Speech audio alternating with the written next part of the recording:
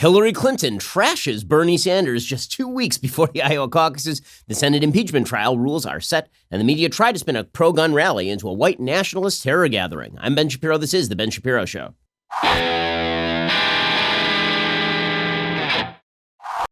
This show is sponsored by ExpressVPN. Stop putting your online data at risk. Get protected at expressvpn.com/Ben. Well, today is the beginning of the Senate impeachment trial. It is expected to last for perhaps a week and a half, maybe 2 weeks at most. We will get into the Senate impeachment trial stuff in just a second because the media are fighting mad at Mitch McConnell. Mitch McConnell, of course, is expediting the process after the Democrats submitted a wholly insufficient impeachment memorandum suggesting why they had impeached without actually mentioning a crime. But here's the thing. All that's really boring. Okay, we know that the impeachment stuff is really just a setup for 2020's election coming up in a few months. We know that this is going nowhere in the Senate. We know there are no real bombshells that are going to drop between now and then, and that the entire impeachment effort was basically a twofold charade. One, Nancy Pelosi attempting to get the crazed loons on the far left off of her back, and two, trying to smear Trump just before the election. And so really, this is about the 2020 election. And when it comes to the 2020 election, something exciting just happened. Hillary Clinton is back, baby, and she is better than ever. Oh, yeah. So Hillary Clinton has been sitting off to the side ever since she lost the 2016 election. Right? And she's been kind of taking pot shots and sniping at Trump, and she'll go on Twitter and she'll fire off some passive-aggressive tweet, and then we'll see a weird picture of her standing behind some sort of mock Oval Office Resolute desk abroad. And we're all like, okay, well, what's Hillary doing these days? And it turns out she's doing nothing. Well, now it turns out she was doing something. She was filming some sort of docu-series. She was filming a docu-series, guys. And this docu-series, as you would suspect, is all about how Hillary Clinton is the bestest person in the entire world. It is a 4-part Hulu series titled Hillary, set to premiere at Sundance. And Hillary Clinton opens up. And not only does she open up on President Trump, which you would expect, and on the Monica Lewinsky scandal and all the rest, she opens up her guns on Bernie Sanders. And I mean goes directly at Bernie Sanders. She hates Bernie Sanders. And I am here for it, man. Break out the popcorn. Let them fight. Oh, it's fantastic. Pick your fighter. Bernie versus Hillary. Now, I'm here for the silent generation Democrats. All of whom are walking around at this point with walkers, with tennis balls on the feet. I'm all about them just clocking the living crap out of each other. I am here for it. I am up for it. And in just 1 second, I'm going to tell you what Hillary Clinton said about Bernie Sanders because it's great for Bernie. It really is. It's great for Bernie. There is one surefire rule in American politics over the last 12 years or so, and that is if you run against Hillary Clinton, that's awesome. Barack Obama found that out in 2008, and then Bernie Sanders found it out again in 2016, and then Donald Trump found it out in 2016. If you want to be popular, all you have to do is run directly against Hillary Clinton.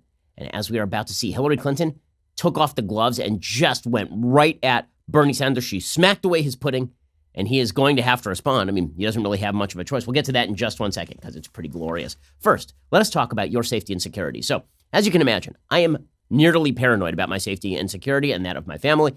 We have full-time security. That's because I have so many death threats. Unfortunately, a lot of people want to hurt us, but our city's also turning into a giant slag heap. I mean, this is just a terrible, terrible city. Crime rates are going up, petty crime. We've had break-ins in our neighborhood, and that is why I rely on Ring, and so does my wife. My wife is similarly concerned about safety. Obviously, we have 2 young kids and a third on the way, and that is why we do rely on Ring. Ring's mission is to make neighborhoods safer. Their smart video doorbells and cameras protect millions of people everywhere. This is particularly important in LA, where, again, crime rates have been going up because the local government has refused to crack down on any sort of street crime at all.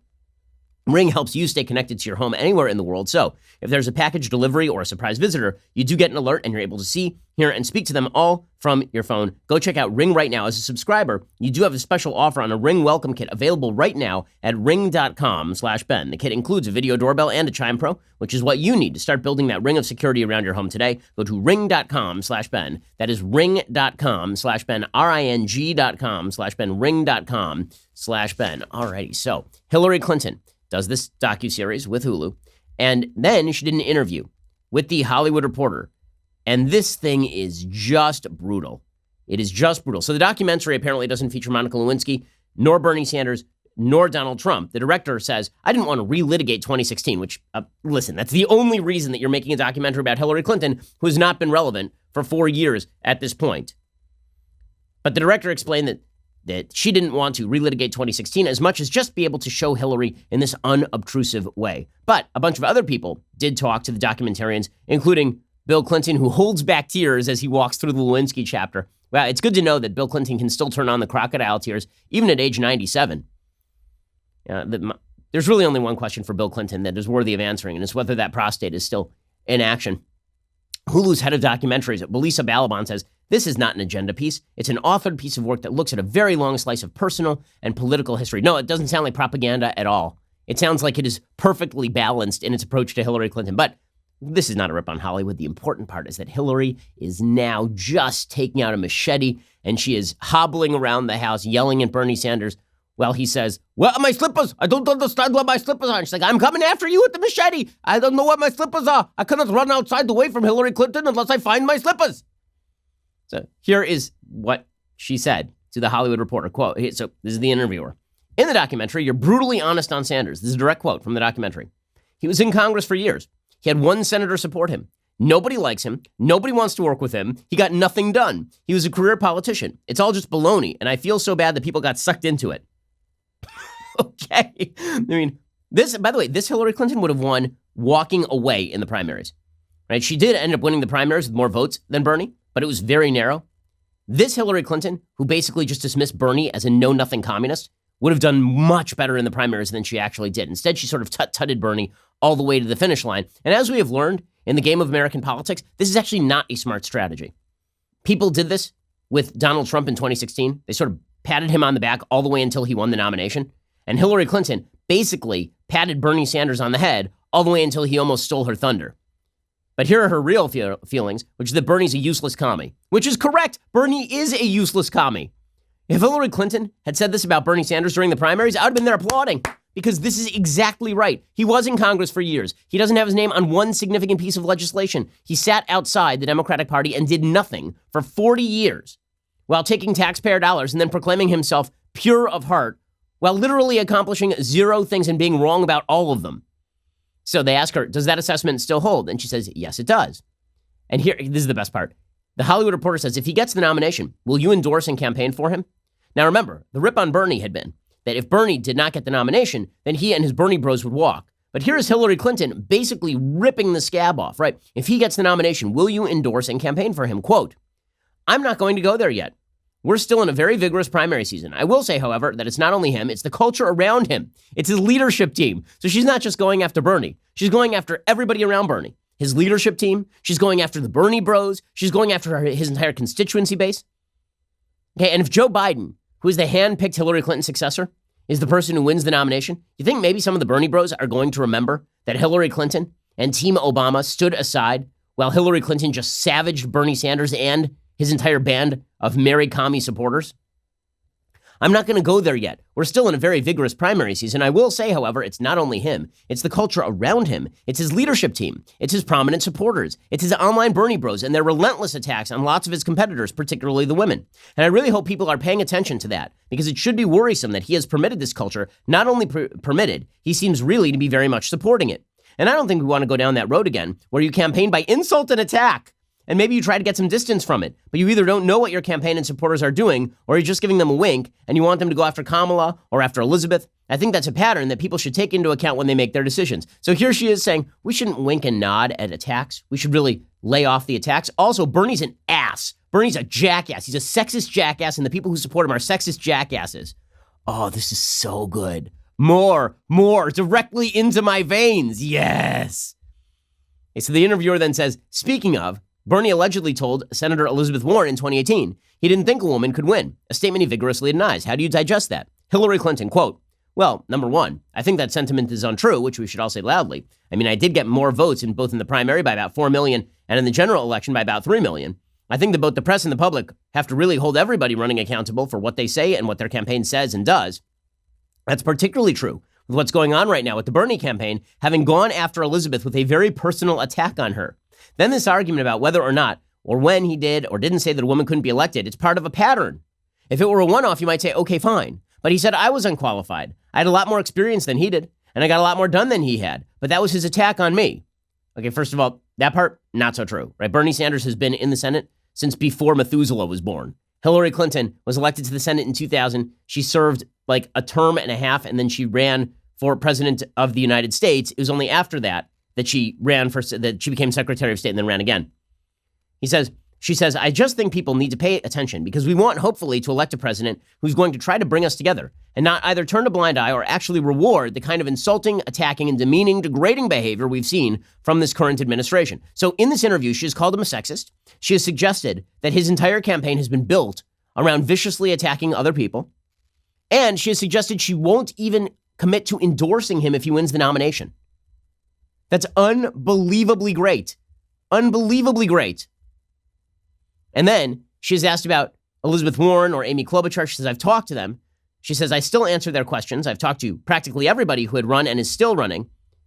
And then she was asked, well, you haven't talked to Bernie. She said, no, I can't say I've talked to all of them, but I answer their questions. I always say to the female candidates, look, you can run the best campaign, but you're going to have to be even better than your best campaign to overcome some of the unfairness that will be directed at you as a woman. And here, Hillary's victimhood complex is so strong here. It's so strong, and it is so off-putting. And I am I can't express to you how excited I am that Hillary Clinton and Bernie Sanders are finally opening up their guns on one another. It is fantastic.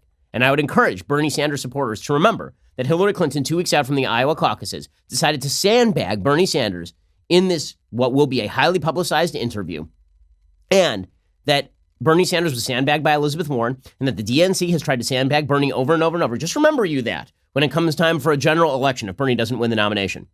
Hillary says, whoever gets the nomination, you've got to deal with the structural challenges that the Republicans and their allies have put in the way. So that means you've got to deal with voter suppression because they'll steal votes or they'll prevent votes from happening. Remember that time that all of Hillary's supporters were like, Trump won't accept election results? Yeah, Hillary doesn't sound like she is really up for accepting election results. She says they're now trying to purge voters so they can try to limit the electorate, which of course there's no evidence for.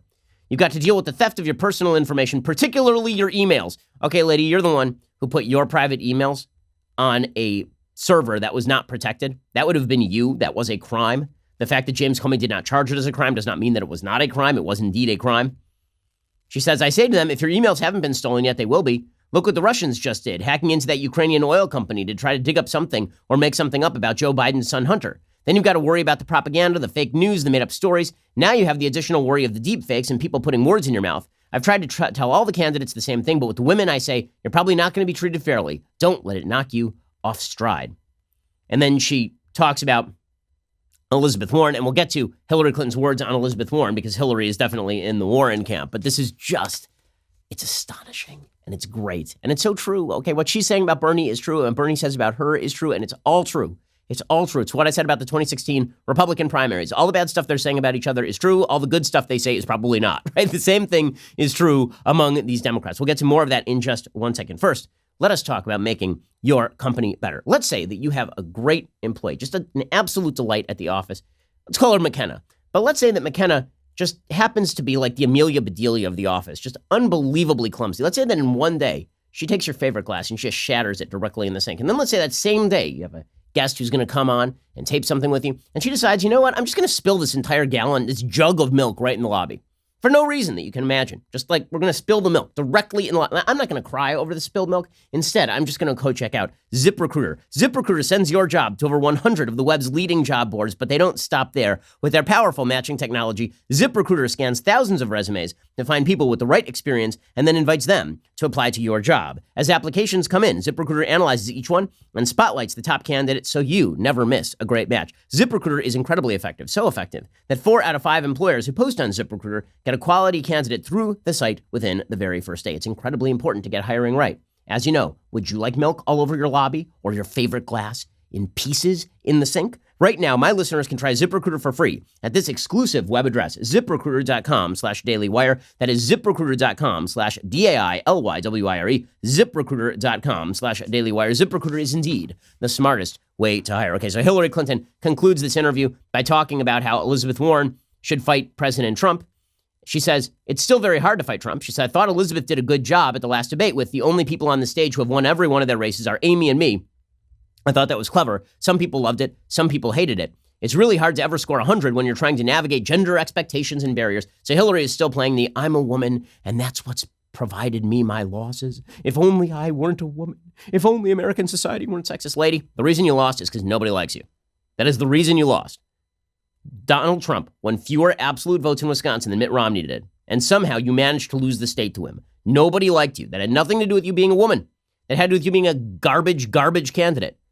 I mean, it's hilarious to watch Hillary Clinton sit there and complain about Bernie Sanders' popularity. She is the reason for Bernie Sanders' popularity. She is widely and correctly perceived as absolutely corrupt, as willing to say anything to get anywhere. And Bernie Sanders, on the other hand, is widely perceived as honest but communist. And so he stands outside and he just says, well, she represents the establishment. And here I am representing the USSR. And at least I am an honest Trotskyite. I mean, at least I'm honest. I mean, I love pudding. And I want to remove all brands of deodorant except for one. I really like the one with the piney smell. It smells like the interior of a car from 1987. I like that one. All the others should be banned. But at least I am honest. Hillary Clinton is dishonest. And we all know that's the reason why Hillary Clinton isn't president today. But Hillary is going to just sit outside and throw bombs, and it's spectacular. Spectacular. And then she goes on to talk about how she is the tip of the spear on behalf of women. Now, this is the best part. She's asked, is there any piece of you that has considered jumping into the race? She said, and then she answers, I've had so many people urge me to every day, and I'm grateful for people's confidence. But I did think it was right for me to step back. I'll do anything I can to defeat the current incumbent and to reverse a lot of his damaging policies. Thankfully, I still have a voice and a following. Well, actually, you don't have much of a following, but you do have a voice. And I do love that she says she'll do anything to stop Trump, but I won't do that. Right? She is not going to endorse Bernie Sanders. Not now. You got to wonder if she ever will. Spectacular stuff. Now, Bernie's team, I'm sure this morning is in panic. This morning, I'm sure Bernie's team is very upset, and they're saying, well, Hillary Clinton opening up the guns. Bernie should now campaign against the Democratic establishment, and he will win Iowa. That is the reality. Joe Biden is the Democratic establishment. Hillary Clinton is the Democratic establishment. And Hillary has now made Bernie target number one. And she has signaled that she is behind Elizabeth Warren. So Bernie now has an opening to paint Elizabeth Warren as part of the establishment, too. If you're Elizabeth Warren's campaign today, you can't be supremely happy that Hillary Clinton is opening up her guns on Bernie Sanders. Because the fact is that everybody who supported Hillary didn't support Bernie anyway, right? We already had this race. So this fragments the race even more. And it definitely gets people very enthusiastic in the Bernie Sanders camp for supporting Bernie Sanders. So this is when the primaries begin in earnest. Okay, this is when Bernie needs to come out swinging. Will he? I have a feeling Bernie thus far has been unwilling to come out swinging. Thus far, Bernie has been very reticent. He wouldn't do it against Elizabeth Warren. He didn't really do it against Hillary, right? I don't care about the damn emails. If he had cared about her damn emails, he could have been the nominee against Donald Trump in 2016. Well, now Bernie's got a second bite at the apple, and he should come out swinging at the Democratic establishment. They'll hate it. But what he doesn't understand, it's weird for a guy who's anti-party, who runs from outside the party. But the fact is that if he understood what AOC understands, which is that a lot of Democrats inside the Democratic Party are unhappy with the Democratic Party, he'd be running directly against Warren, directly against Biden, directly against Hillary Clinton. And Hillary is such a perfect target right now because she lost to Trump. He can say, she lost to Trump. What does she know about any of this? What does she know? And here she is attacking me 2 weeks before the primaries because she's very upset that she was not able to beat Donald Trump and now I'm the bad guy and she won't even support me. You should support me. Make me the nominee. And this is Bernie's time to shine. But in order for him to get that, he has to be just as aggressive as one of his surrogates, the venerable, intellectually brilliant Alexandra Ocasio-Cortez. Now, in a second, we're going to get to AOC because AOC did a big interview with Ta-Nehisi Coates, another intellectual luminary from the left. We'll get to that in just 1 second. First, let us talk about your sleep quality. So these days, I'm not getting a lot of sleep. When I do need sleep, the place I go is Helix. I go to my Helix sleep mattress and I lie upon it. And it is the only thing that has allowed me to grab 5 moments of respite from a chaotic life. Go to helixsleep.com. Why? Well, because they will personalize a mattress just for you. Helix Sleep has a quiz. It takes just 2 minutes to complete and matches your body type and sleep preferences to the perfect mattress for you. Whether you're a side sleeper or a hot sleeper, whether you like a plush or a firm bed, with Helix, there's no more confusion. There is no more compromising. Helix Sleep is rated the #1 mattress by GQ and Wired Magazine. Just go to helixsleep.com/Ben. Take their 2-minute sleep quiz. They will match you to a customized mattress that will give you the best sleep of your life. They've got a 10-year warranty and get to try it out for 100 nights risk-free. They'll even pick it up for you if you don't love it. But indeed you will, because it's made for you. Why wouldn't you love it? Helix is offering up to $200 off all mattress orders for our listeners, which is a fantastic deal. Get up to $200 off at helixsleep.com/Ben. That is helixsleep.com/Ben. HELIX, sleep.com/Ben. Get a mattress made for you. You're a unique individual. You need a unique mattress. HelixSleep.com/Ben. So as I say, this is where Bernie should take a lesson from AOC. Because when it comes to the caucuses, particularly Iowa, when it comes to the Iowa caucuses, it's all about enthusiasm. It's how many people can you drive out in the middle of the winter to vote for you. And Bernie has a lot going for him on this score. He is the most honest member of the Democratic Party. And he says the quiet part out loud. And now he can openly campaign against an establishment Democratic Party that is mobilizing behind Elizabeth Warren and Joe Biden. That's what Hillary Clinton just did. He can say, listen, Hillary had her shot. She lost. The DNC denied me my shot last time. Stop them from denying me my shot this time. Okay, and he should be he's, honestly, Bernie's intellectual leadership, which is an oxymoron if ever I heard it. Bernie's intellectual, right there. Bernie's program has become the mainstream of the Democratic Party. The New York Times recognized this yesterday in their idiotic editorial endorsing Amy Klobuchar and Elizabeth Warren, saying that all of his programmatic ideas have now been implemented as part of the Democratic Party platform.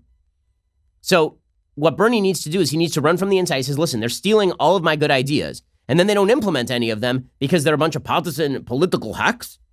But if they truly were standing up for the people, then they would stand up for my plans and they would just have given me the nomination and give me the nomination now.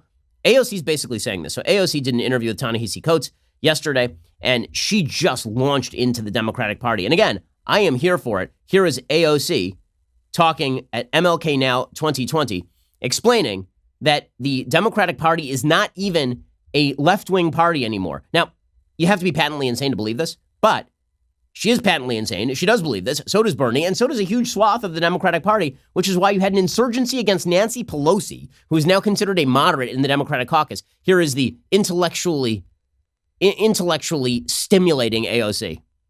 Have a left party in the United States. The Democratic Party is not a left party. The Democratic Party is a center or center conservative party.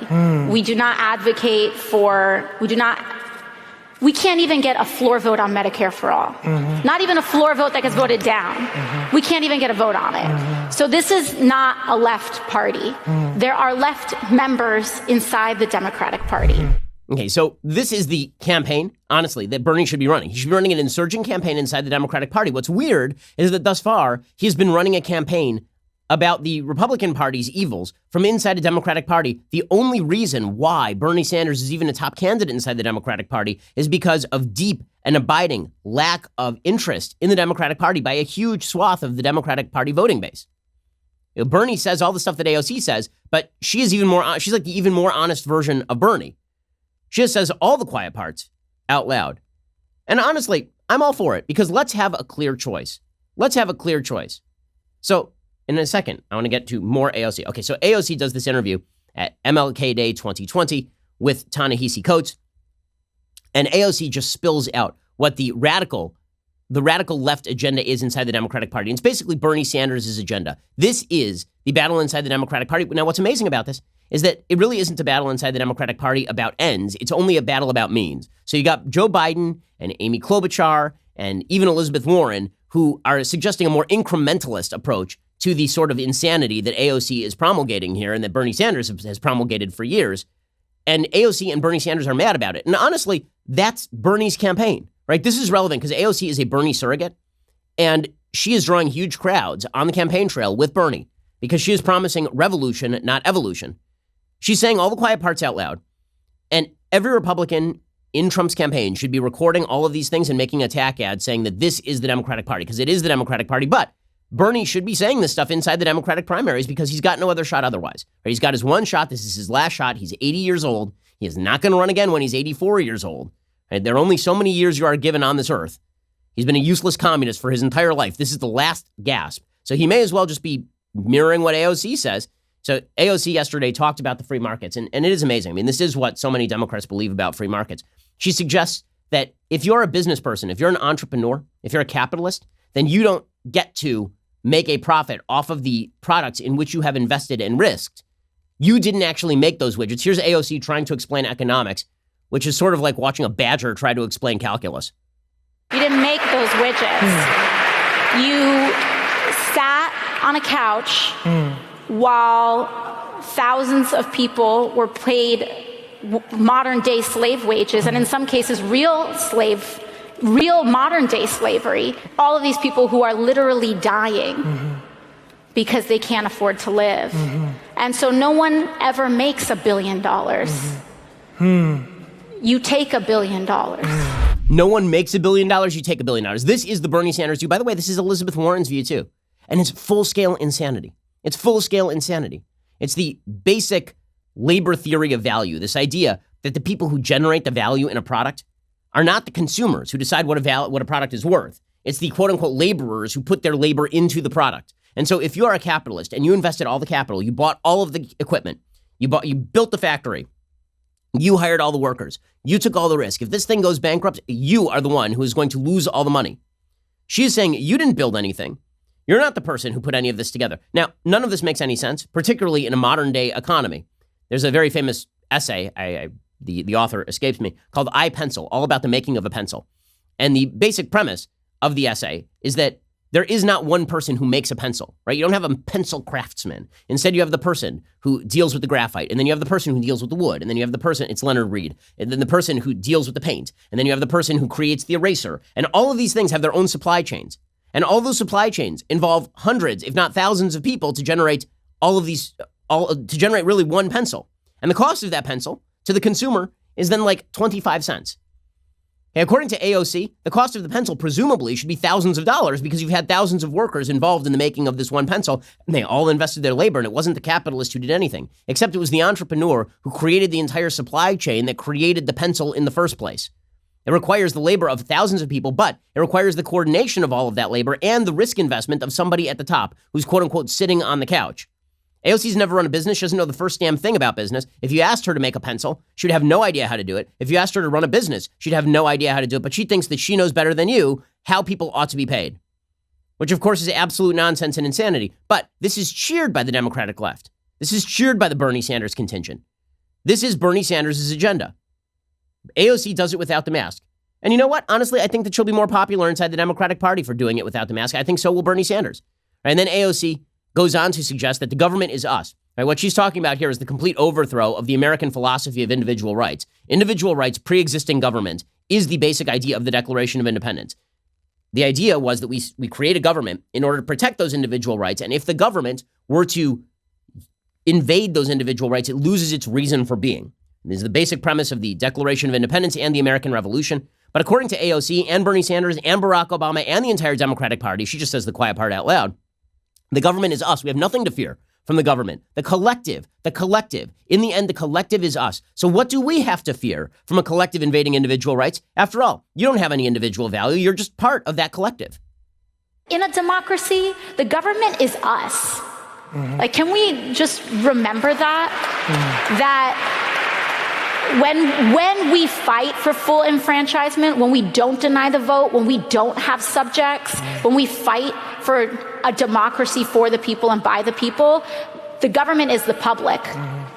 And the public decides what is good for itself. Okay, I'm deeply amused at Ta-Nehisi Coates sitting there and nodding through this when Ta-Nehisi Coates has written extensively and in quite passionate fashion about the evils of Jim Crow, which indeed were evil. And were also majority-passed laws in the South that cracked down on minorities. Was the government us there too? Was the government us? Or did it turn out that majorities sometimes invade the rights of minority and the individual is the ultimate minority? AOC goes even further. She just says it right out. She says that we want your power.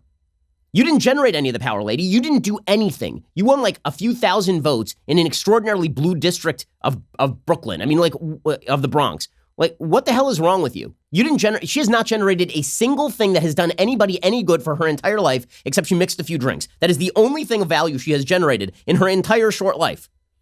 She has not created a job. She's not run a business. She's not created a product or service that anybody wants to buy. But she wants the power of people who have done all of that because, after all, those people didn't create anything. The only people who created anything are the workers. Weird, because for literally millions of years, at least hundreds of thousands of years, there have been workers, there have been people who labored. But prosperity only began when people started investing in the labor of others and engaging in free trade and commerce. As I mentioned yesterday, the global GDP multiplied between 1800 and 2015 by 15,700%. And she's sitting here explaining that she wants the power. What qualifies this dolt to run anything? Now, that's my perspective. But inside the Democratic Party, this bleep is popular. To be ethical, if you're a billionaire today, the thing that you need to do is give up control and power. So I don't want your money as much as we want your power. The people, not me. The people, That's not me. That's going to get cut and clipped. The people, really. So if the people elect a Republican, then she's okay with it? Because the people did, right? I mean, no, it turns out it's her. And by the way, we don't want your money. We want your power is such a lie. She wants your money and your power. And by the way, the power that Jeff Bezos has is relegated to the fact that he hires hundreds of thousands of human beings and allows other hundreds of thousands of human beings to receive and ship products. Like, she wants the power. How about you create a thing and then we can talk about what kind of power that you've created? Right? How about you do like the leech attitude here? I'm going to suck away everything that you've done because I know better than you based on my crap econ degree from Boston University. The utter gall of it is astonishing. AOC also has some words about Jeff Bezos specifically. She says that Jeff Bezos, if he really cared about the people, he would turn his company into a worker collective. Alternatively, if she really believes that workers deserve the full fruits of their labors, you know what workers can do? They can found companies. They can create an LLC anytime they want. They can invest their own time and labor. In fact, there are such companies. There are companies that do that. They're fully capitalistic. But instead, AOC says that Bezos, who created Amazon, right, from a used book company into one of the great companies on planet Earth, she says that Bezos should turn his company into a worker collective. This coming from the lady who just drove 20,000 jobs out of her own district. First of all, change your business model. That's the first one. If Jeff Bezos... He doesn't have to be Amazon. If Jeff Bezos wants to be a good person, he turn Amazon to a worker cooperative. Right. You know, like, not what do I do with all of this money that I have created with this unjust system? Right. And usually if you're a billionaire, that means that you control a massive system. Okay, if you are a billionaire, what that means is that you have engaged in a billion voluntary transactions in a free country. But again, this is very popular inside the Democratic Party. Bernie Sanders, by the way, of course, feels exactly the same way about all of this. Yesterday, he tweeted out that we need national rent control, which is presumably the worst economic idea in human history. National rent control basically suggests that you're going to dictate to everybody what they are allowed to charge for rent, which means that it will become not profitable to create new developments, which means housing shortages, which means that the government will have to get involved, and then we'll have to build public housing. And this has worked fantastic in places like Pruitt-Igoe in St. Louis, a massive, disgusting, horrific, ugly government housing area that was ripped down because it turned into a trash heap, thanks to people who live there and to local law enforcement and local politicians and national politicians. And the nationalization of all of this stuff is the ultimate agenda. Listen, all I'm saying here is that Bernie should run on it. Just do it, man. Just do it. Hillary's coming after you. Biden's coming after you. Even Warren's coming after you. Just go full out. Go full out, because Tucker Carlson, sadly, is right. Because Tucker kind of agrees with Bernie when it comes to economics. I mean, I've talked to Tucker on my show about it. Here is Tucker explaining that Bernie Sanders will win Trump voters. One of my favorite things about Tucker's take on economics in this sort of context is he will very often say, socialism is really bad, but also Republicans should figure out a way to relieve the student loan crisis. Okay, like, God, you're going to have to define why you think socialism is bad if you actually think that government should be relieving the student loan crisis where people voluntarily took on debt and then refused to pay back the debt. Bernie Sanders may get the Democratic nomination, and if he does, every Republican in Washington will spend the next 10 months reminding you that socialism does not work and never has worked. And they'll be right, obviously. But if Sanders pledges to forgive student loans, he will still win many thousands of voters who went for Donald Trump last time. Why? Because debt is crushing an entire generation of Americans. Republicans need to make a plan to make it better, or they will be left behind. Okay, so Republicans need to make big government plans. This is why I say Bernie should just go for it. He should just go for it. He should just own it. Okay, now let's talk about impeachment. So we'll get to that in just 1 second. But first, if you know anything about me, you've most likely heard about my talk about pro-life causes. I talk about pro-life causes all the time. You also remember last year, I streamed my podcast live from the March for Life in DC. I gave a speech to hundreds of thousands of people marching for the cause. What you may not be aware of is that we got enormous blowback from our political adversaries.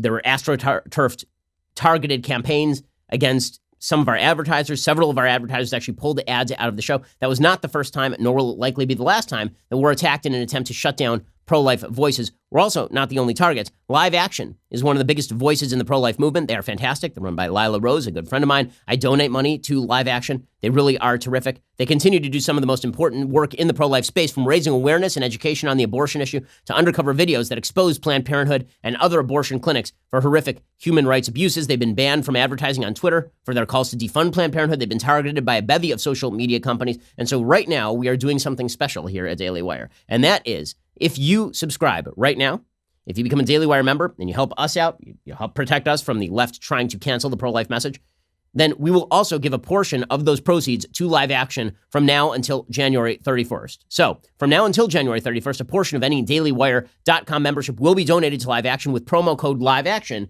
to support awareness and education around the world on this issue, so you can feel really good while you are getting the benefit of a Daily Wire membership that you are also doing something good for the world and for the pro-life movement. So go check that out right now. It's a pretty awesome deal. Really should make you feel good about yourself. Go check it out right now. We are the largest, fastest growing conservative podcast and radio show in the nation.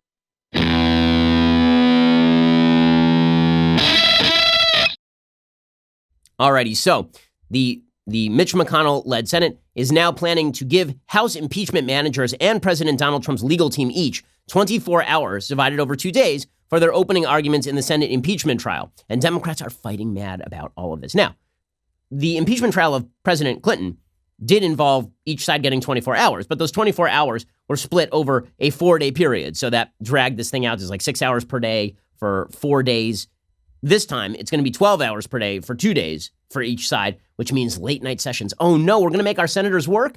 It's so funny to hear senators complain about this on the Democratic side. I thought this was the most urgent thing that ever happened. And if we don't impeach Trump right now, then he's going to steal the election. But you guys don't want to stay up till 1 a.m? I mean, normally you're up till 1 a.m. banging hookers anyway, so what do you care? And seriously, you're just going to have to be on the floor of the Senate listening to people jabber. I understand it's a letdown from the heavy drinking that you normally do in your off hours, but presumably you could stick around for a couple extra hours and listen to some of this. Democrats oppose McConnell's schedule. House Democratic aide said Monday was an effort to conceal the president's misconduct in the dark of night. Oh, really? I'm sure that the media will not. The media have obviously been very skimpy in their coverage of President Trump. I'm sure that if the cameras have to be rolling at 11 p.m., then the media won't be able to cover it in any way. I'm sure they're just going to all go to sleep. Don Lemon and Chris Cuomo are just going to say, you know what? It's 11 p.m. I'm not going to offer the night, not going to cover this stuff.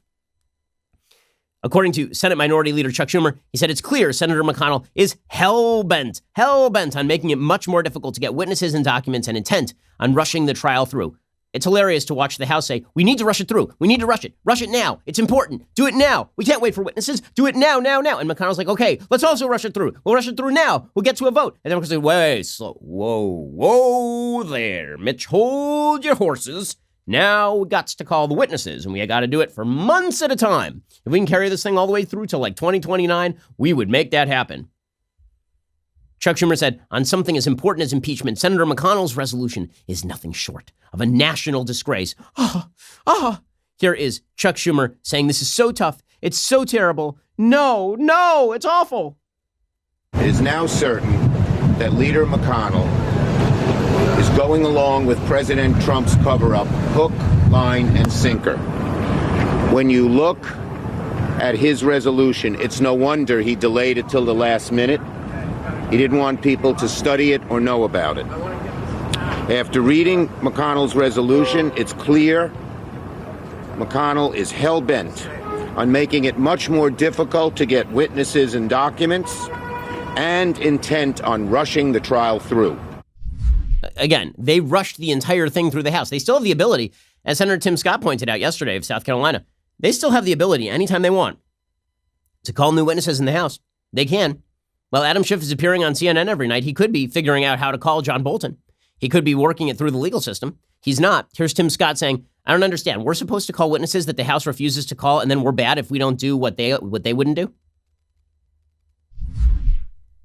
They do have the opportunity to have votes. I look forward to voting no on any witness that was not a witness during the House. It is not our responsibility as senators to help improve or expand the case. The way that we understand the process, the House sends over a completed case, and we make a decision based on that completed case. If the House doesn't like the case they sent over, then they need to do something in the House to change that case. Okay, well, they're not going to do anything in the House, obviously, which is why they're militating against Mitch McConnell's rules and complaining about them. By the way, the notion that they're not going to call witnesses, again, they still have to take a vote on whether to call witnesses. And there's nothing different about that than in the Clinton impeachment in 1999, when it was unclear how many witnesses were going to be called once the thing actually hit the Senate. According to CNN, the organizing resolution is the opening salvo in what's shaping up to be a bitterly contested impeachment trial after the House passed 2 articles of impeachment last month, charging Trump with abuse of power and obstruction of Congress. And I'm just going to point out, the media back in 1999 thought that witnesses were a sham, that the Senate shouldn't call new witnesses. These are the same members of the media who today are like, we need new witnesses or it's a cover-up. The whole issue has been a sham. It shouldn't have gotten this far. The House acted improperly in passing it on to the Senate. Why is your party dragging this thing out? Why is this happening? Why go through all this business about witnesses? Do we really need more witnesses? It's going to add months to this thing.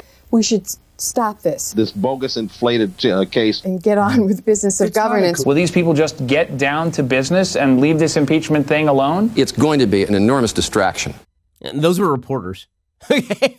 Then one of those reporters is asking Bob Dole about this. Yes, so much journalisming, even back then, so much journalisming.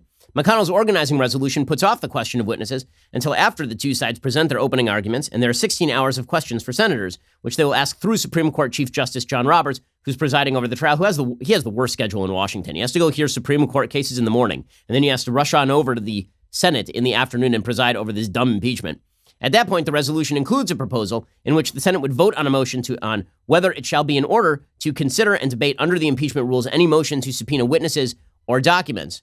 Should enough Republicans vote with Democrats to call witnesses, says CNN, the White House and Republican allies will be ready. A senior administration official and a person familiar confirmed the White House has been involved in discussion with GOP allies over the last several days to make sure they're ready in the event that Democrats get enough votes to allow witnesses to be called to testify. The sources say part of those discussions involve the implications, such as executive privilege concerns, if John Bolton, Mick Mulvaney, Office of Management and Budget official Mike Duffy, and White House aide Rob Blair are forced to publicly testify. There are a series of contingencies were prepared, said a senior administration. Well, you would imagine they would be, right? I mean, this is a very long telegraphed punch right here. Meanwhile, President Trump's legal team has released a 110-page brief rebutting a lot of the charges put forth by Democrats in their own impeachment brief.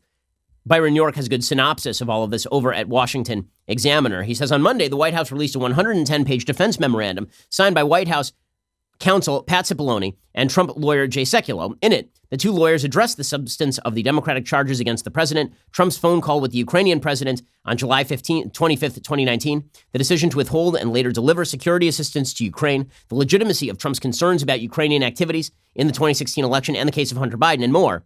In other words, all the things the president's adversaries said he could not address, all those things are addressed in the Cipollone-Sekulow memo. The lawyers also criticized the process of impeachment. On the substance of the abuse of power article against the president, Cipollone and Sekulow present a detailed analysis of the July 25th call and the events surrounding it. The rough transcript of the call released by the White House on September 25th, 2019, quote, shows the president did nothing wrong, they write. Trump's discussion of burden sharing has been a consistent theme of his presidency as far as the president's discussion of the 2016 election was concerned. Uncovering foreign interference in U.S. elections is always a legitimate goal, whatever the source of that interference and whether or not it fits with Democrats' preferred narrative. There were, in fact, legitimate concerns about Ukrainian efforts to influence the 2016 election. It was also legitimate to bring up the issue of Hunter Biden and Burisma, argue Trump's lawyers. Quote, public reports indicate that then Vice President Biden threatened withholding U.S. loan guarantees to secure the dismissal of a Ukrainian prosecutor, even though Biden was, at the time, operating under what appeared to be, at the very least, a serious conflict of interest. Then there was the issue of the temporarily withheld assistance. There was no discussion of the paused security assistance on that July 25th phone call, said Cipollone and Sekulow. The Ukrainians have said there was no pressure on them. They did not know that security assistance had been paused at the time of the call. House Democrats' charges further disproved by the straightforward fact that not a single witness with actual knowledge ever testified that the president suggested any connection between announcing investigations and security assistance. Now, do I think that Trump was that a perfect phone call? No, it wasn't a perfect phone call. It gave the appearance of impropriety. Do I think that Trump was likely conditioning Ukrainian aid? Like, the problem with Trump's case is that he doesn't explain why he was conditioning Ukrainian aid. It just sort of was out there. Do I think that it had something to do with the Ukrainian government investigating Burisma and Joe Biden? I do. Do I think it had to do with 2020 as opposed to 2016? No, I don't.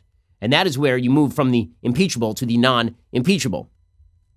So Trump does have responses to all of this. And the fact is that this thing is going to be over within a week. By the new schedule, there will be 24 hours each side gets 24 hours, so the whole thing should take, I believe, 4 days. And then you get witnesses. Even if you have a few witnesses, you're going to get like maybe 5 witnesses if you get any witnesses. And those witnesses may take another week. Okay, well, that means that today's date is January 21st. So by early February, there's a good shot that by the time Trump speaks in the State of the Union, he's already been acquitted in the Senate. That is a very solid shot. Okay, time for a quick thing that I like, and then we'll get to some things that I hate. So things that I like. The other day, I recommended the new Terminator movie, Terminator Dark Fate. So now it's time to recommend the best Terminator movie, the only truly great Terminator movie. That, of course, is Terminator 2. Now, I know there are a lot of Terminator 1 fans. Terminator 1's fine. Yeah, it's good. But it really serves only as the predicate for Terminator 2, one of the best action films in the history of movies. Great Arnold Schwarzenegger. It's clever. The action scenes are well staged. The special effects pretty much hold up. It's pretty spectacular. Here's a little bit of the trailer. If you've never seen Terminator 2, not for the kiddies, great movie. He's a Terminator like you, right? Not like me. T-1000, advanced prototype. Kill us all! Go!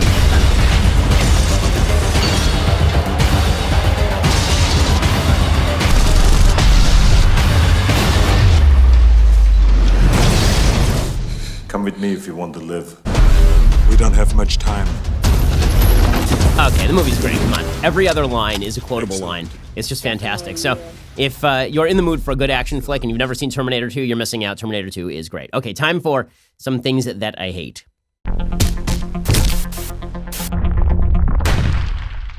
Okay, so over the last 24 hours, there was this massive rally in Virginia. About 22,000 people showed up by crowd estimates, bigger than the Women's March in Washington, D.C. This big crowd shows up at the Virginia Capitol to protest a bunch of gun control measures pushed forward by Ralph Northam. Now, there is not widespread support in the state of Virginia for severe gun control. There just isn't. Okay, there's at best support for carving around the edges of gun rights, but they're the kind of right to the heart of it, restricting ownership of assault weapons. Like, there just is not widespread support for that in a gun-heavy state like Virginia. Because there was this pro-gun rally at the Virginia Capitol, the media decided that they were going to treat this thing as though it was an incipient terror attack. And this was exacerbated by the fact that there were some actual white supremacists who said that they were arrested. They wanted to come to the actual event and then start shooting. Shooting whom? Not clear exactly whether they were going to shoot the constituents, shoot at cops. They wanted to start trouble because this is what white supremacists do, because they're the worst people on planet Earth. They're just awful, evil pieces of human debris. The media decided instead to play it as though this rally was filled with white supremacists. The headline from the Huffington Post yesterday suggested that thousands, this is a close paraphrase, maybe a direct quote, thousands of pro-gun activists and far-right extremists rally in Richmond. I love how they just sort of conflate pro-gun activists and far-right extremists. No breakdown as to what exactly that looks like. How many far-right extremists were there? How many pro-gun activists? Absolutely unclear. The media yesterday were just itching for something bad to happen. Like, they would have loved nothing better than for shots to be fired, because then they could suggest that all gun owners are actually crazed kooks who want to start violence, who want to disobey the law, and that is why we have to seize their guns from them, right? I mean, it's why the favorite argument of the left is finding crazy people with guns. And they never want to talk about law-abiding citizens with guns protecting themselves and their families and their rights. Instead, they want to portray gun owners as legitimately nuts. And so when they get 22,000 people in one place, all it takes is one shot fired for the media to get what they want. And the media were just drooling for it yesterday. Here's a little bit of a montage. Various members of the media spreading fear as to what was going to happen at the Virginia Capitol. It turned out to be a perfectly nice rally. Everybody showed up. Everybody left. Nobody got hurt. There weren't even any people were cleaning up their trash. In other words, it was like a Tea Party rally.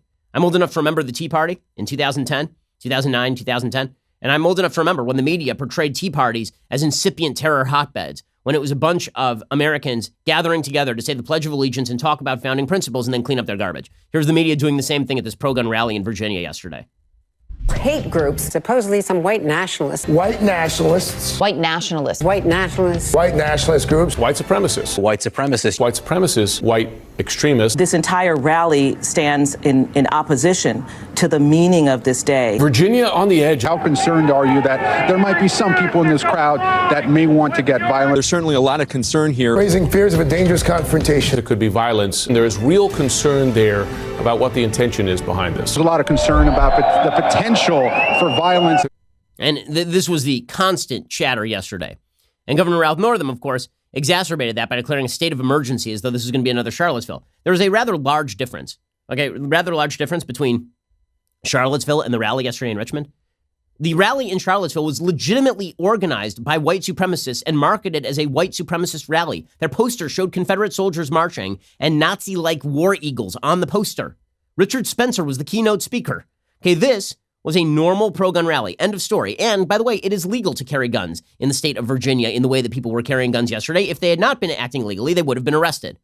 Ralph Northam, however, tweeted out, "We are all thankful that today passed without incident." Well, it was really only you suggesting that there was going to be an incident. Imagine if there had been a left-wing rally and a right-wing governor had said, "We're all grateful that today passed without incident." The teams successfully de-escalated what could have been a volatile situation.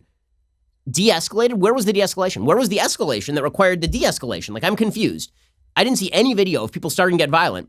And believe me, the media would have been all over it. And then the cops coming in and de-escalating the situation.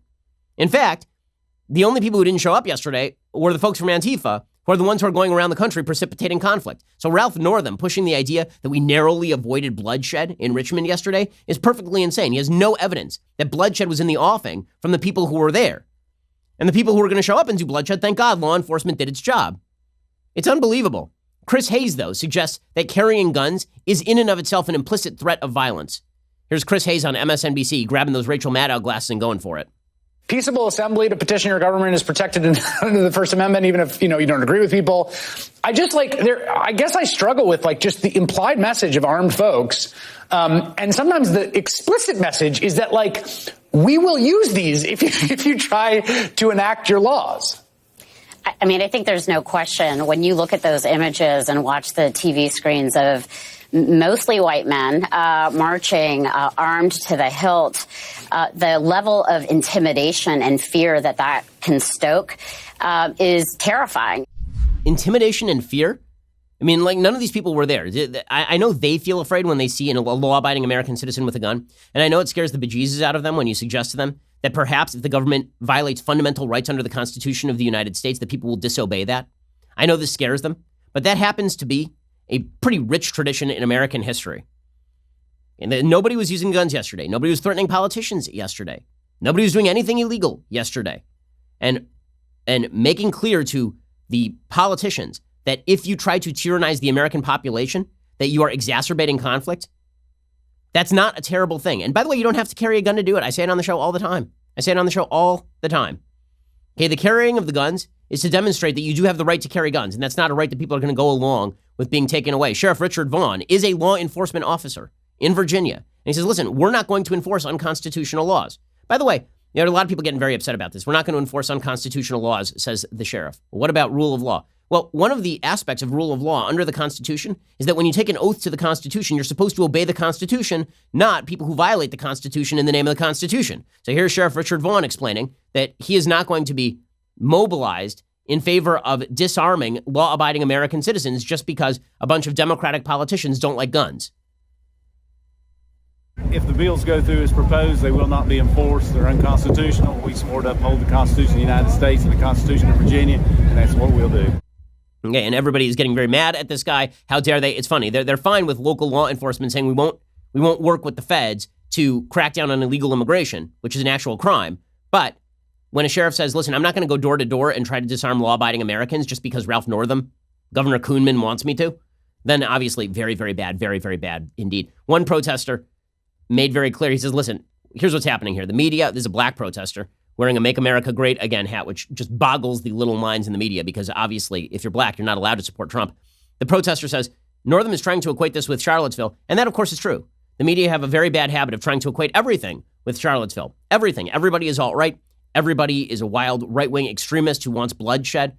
And by the way, if you're a tyrant who wants to remove fundamental American rights, then you're a moderate. If you're AOC, then you're just a peaceful moderate who is seeking to make the country better, even while you are calling for the nationalization of nearly every industry and the destruction of all American rights in the name of the government, because, of course, the government is us. But if you're a law-abiding American citizen who takes your gun to a pro-gun rally, then, of course, you're a terrorist. Here is this black protester talking about this.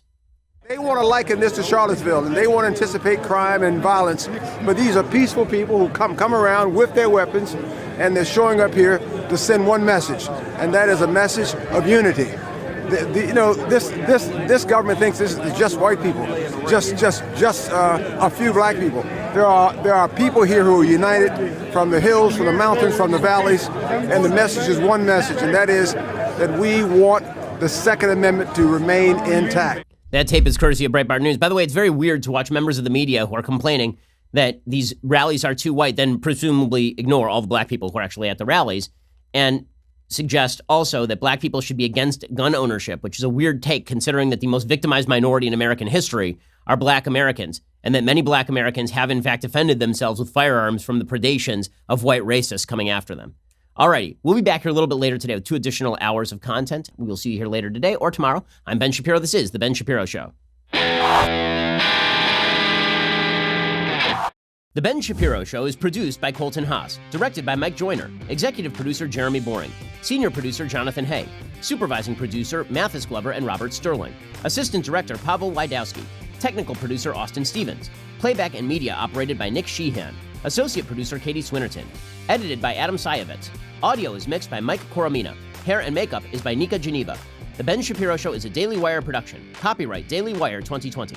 Yesterday, white supremacist, Hitler-loving neo-Nazis wearing Make America Great Again hats and toting fully semi-automatic double-barreled AR-47 assault rifles descended on the Virginia State House to take over the government and establish a Prussian ethno-state in the fevered imagination of the mainstream media. In reality, law-abiding gun owners of all colors and backgrounds showed up on Lobby Day to defend their constitutionally protected civil rights. And there was no violence whatsoever, and they cleaned up after themselves when they left. We will examine how Virginia gun owners shut down the leftist narrative on the Second Amendment. Then AOC has the dumbest conversation I've ever heard. We get ready for impeachment, and we get even more ready for the March for Life. Check it out on The Michael Knowles Show.